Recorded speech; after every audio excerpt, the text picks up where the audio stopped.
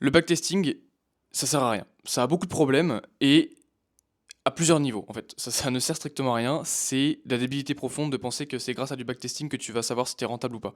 Voilà, spoiler, ça sert à rien. 90%, voire même 100% des gens qui font du backtesting, ils sont rentables sur le papier, mais en réel, ils sont pas rentables. Il est où le problème du coup, tu vois? Tu vois ce que je veux dire? Ça sert à rien. Et je vais t'expliquer pourquoi. On va prendre chaque étape d'un trader et on va voir pourquoi ça sert à rien à chaque étape, ok? On commence tout de suite, il y en a trois des étapes, hein. On commence par le fait d'être débutant. En tant que débutant, ça sert à rien, ça n'a aucun intérêt parce que tu n'as jamais tradé en réel, ok? On parle d'un débutant qui a 2-3 mois de trading, d'accord? Il a jamais tradé en réel, il a jamais mis d'argent sur un compte, il a jamais acheté un compte propre firme, et encore tant mieux parce qu'il y connaît rien, d'accord? Peut-être que techniquement il commence à être bon, mais c'est tout. Il n'a pas de plan de trading, il n'a pas de stratégie, il n'a pas de setup, il n'a pas de journal, il a rien du tout. À quoi ça lui sert? Ça lui sert à rien. Si tu fais du backtesting alors que tu es tout débutant, c'est de la merde. Franchement, ça sert à rien. Ça sert à rien. Tu te confrontes pas au marché, t'as pas les biais, t'as pas les émotions du marché, t'as pas les sentiments, t'as pas ta psychologie qui rentre en jeu parce que c'est pas ton vrai argent. Même en démo, t'as pas ce sentiment de blocage ou quoi, tu vois. Donc ça sert à rien de faire du backtesting alors que tu trades encore en démo, ok? Donc comme j'ai dit, tu connais pas ta stratégie parce que soit t'en as une, mais tu sais pas si elle est rentable. Du coup, tu fais du backtesting, mais c'est pas comme ça que tu sauras si elle est rentable. Le seul moyen de savoir si ta stratégie elle est rentable, c'est de la tester sur quelque chose qui fonctionne vraiment. Donc les réels, le marché en réel, en CFD ou en futur, peu importe, mais le marché en réel avec de vrai argent, que tu as acheté un compte propre firme ou que tu as créé, que tu as mis 200 euros, 1500, j'en sais rien, combien d'euros sur un compte, sur un broker. Bon, ça c'est la pire chose que tu peux faire en tant que débutant, de mettre de l'argent sur un compte propre, mais tu fais ce que tu veux. Mais tant que tu mets pas du vrai argent en jeu, tu sauras jamais si ta stratégie elle est rentable, ok? Le seul moyen de savoir si une stratégie elle est rentable avant de l'essayer et sans backtester, c'est de prendre celle de quelqu'un d'autre qui est déjà rentable, ok? Elle sera pas rentable pour toi, mais tu sais que la stratégie en elle-même elle est rentable. Donc c'est déjà bien mieux. Le backtesting, ça t'embrouille plus qu'autre chose en fait. Ça t'embrouille plus qu'autre chose parce que tu vois sur le papier, oh bah j'ai réussi à faire 27 R en 13 trades, machin, de telle date à telle date sur l'euro USD. Et là t'arrives en démo, et là tu vois qu'en fait c'est vachement plus lent parce que t'as fait 6 mois d'euro USD en 1 heure ou deux. Et au final tu te rends compte que bah, ta stratégie est rentable à 87%. Waouh! Et là tu prends 3 trades d'affilée qui sont perdants en réel, et là tu comprends plus. Bah, c'est normal. C'est normal parce que en fait en démo, le marché est déjà passé. Et tu t'en bats les couilles parce que le résultat tu vas l'avoir quelques secondes après avoir placé ton faux trade. Tu places ton faux trade, t'appuies sur le bouton, hop, c'est bon, ton trade il est passé. Donc t'es très vite fixé. Donc tu réfléchis pas à combien de temps ça va prendre avant d'avoir le TP ou le SL ou quoi. Tu t'en bats les couilles parce que dans tous les cas, ça va te prendre quelques secondes. En quelques secondes, tu sauras si t'as bon ou pas. Alors qu'en réel, bah, il n'y a pas quelques secondes qui se passent. D'accord? Il y a plusieurs minutes, plusieurs heures, plusieurs jours, ça dépend. Et bah forcément, ça impacte ta psychologie, qui n'est pas impactée en backtesting. Et je le répète encore une fois, mais le trading c'est 80% de psychologie, hein. C'est 20 même voire 10% de technique, c'est que dalle comme technique. Et toi tu vas analyser les 10% du trading, tu vas analyser les 10% de technique. Ça sert à rien, tu vois, tu perds du temps. Donc ça, en tant que débutant, la seule chose que je te conseille de faire, c'est même pas de faire de la démo. Si, fais de la démo, mais uniquement pour apprendre les concepts en fait. Apprendre à prendre un trade, apprendre les concepts ICT, SMC de base, apprendre à analyser un graphe, apprendre à faire des corrélations, etc., etc., etc. En fait, être à l'aise avec l'univers du trading. Mais reste pas en backtest enfin reste pas en démo juste pour rester en démo, d'accord? En disant ouais moi je suis débutant du coup je fais de la démo, ça sert à rien, ok? Ça sert à rien du tout. Préfère de la démo pendant quelques temps histoire de connaître un petit peu les bases, et dès que c'est bon, tu mets ton argent sur les marchés. C'est le seul moyen pour toi de réussir. Te péter la gueule, perdre de l'argent et recommencer. Mais crois pas que s'il y a un mec qui te dit non, fais de la démo et du backtesting pour être sûr, c'est de la merde. C'est ce mec-là, il te vend de la merde, d'accord? Un vrai mec, il va te dire quoi? Il va te dire mets ton argent, pète-toi les dents, casse-toi les dents, et tu verras que là tu grandiras vraiment, ok? Donc arrête le backtesting si t'es un débutant, ça sert à rien du tout. Et si tu voulais faire ton backtesting dès que t'avais ta stratégie ou quoi, c'est de la perte de temps, va direct sur les marchés, en CFD ou en futur. Maintenant, deuxième étape de ton parcours de trader, là t'es bon, t'es plus débutant, t'es un trader qui connaît les concepts, etc., mais t'es juste pas rentable.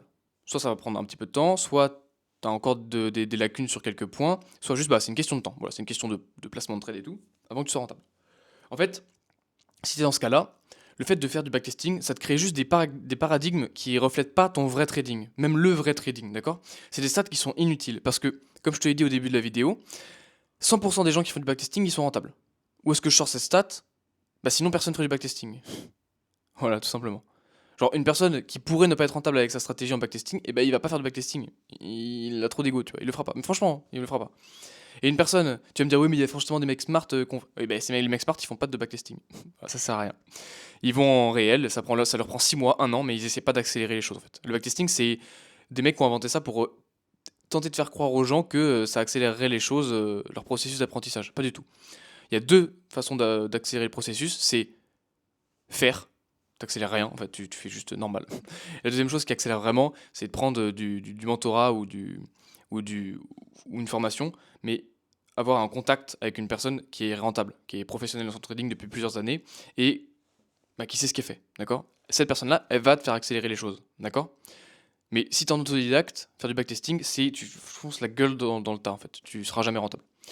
Bref, voilà, donc ça sort des stats inutiles qui vont juste te dire c'est cool, si on enlève les émotions et le psychologique de ton trading et le temps passé à trader, bah t'es rentable.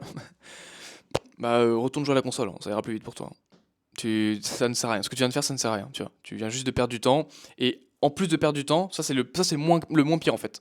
T'as perdu du temps dans ta vie, mais c'est le moins pire. Le pire que t'as fait, c'est que tu t'es créé des fausses croyances.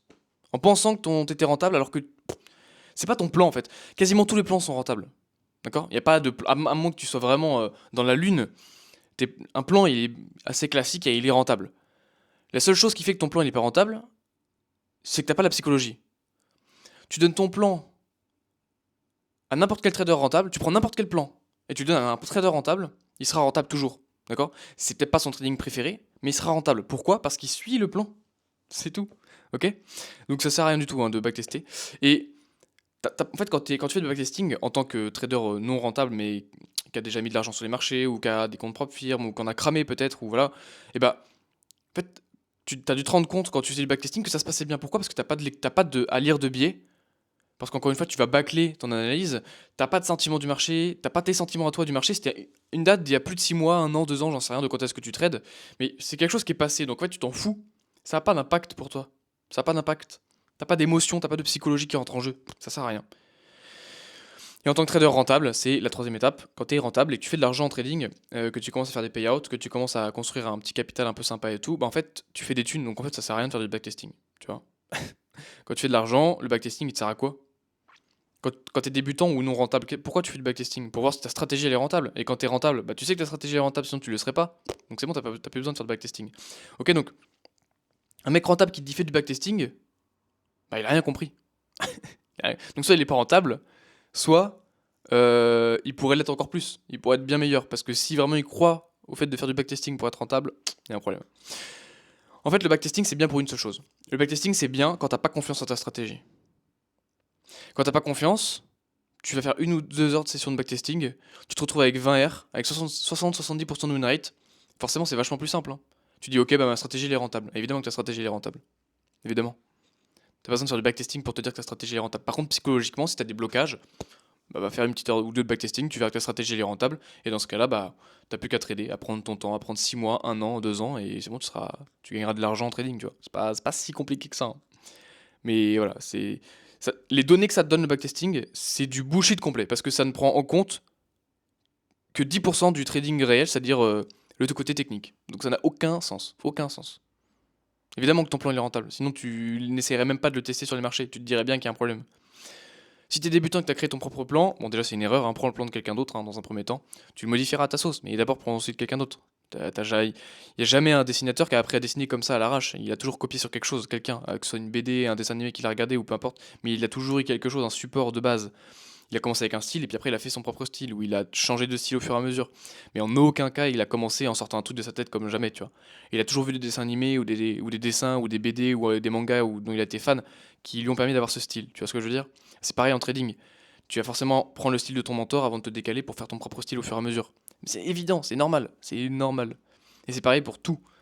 C'est pareil pour tous les métiers de tout le monde.